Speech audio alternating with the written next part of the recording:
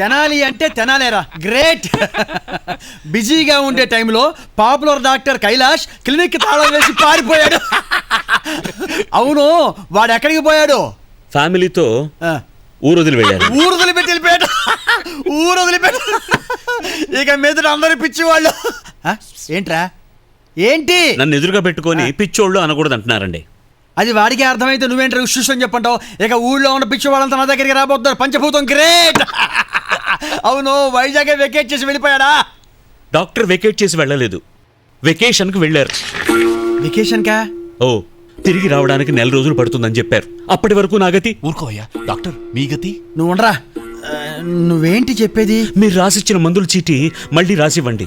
ఆ డాక్టర్ మందులన్నీ చెత్తకుండీలో వేయించేశాడు. పాపం డాక్టర్, రాసివ్వండి. అవేం మందులు? ఎవరికి తెలుసు, ఏదో ఫ్లోలో రాశాను. నువ్వు నోరు మూసుకుంటావా? చూడు తెనాలి, నేను నిన్ను దత్తిచ్చాను. దత్తిచ్చిన పిల్లాన్ని తెచ్చుకోవడం సాధ్యమా? ఇక మీదట డాక్టర్ కైలాషే నీకు డాక్టర్. అయ్యో, ఆయన వెకేషన్కి వెళ్ళాడు కదా. మనం ఆ డాక్టర్ కైలాష్ని ఊరికి వదలకూడదు.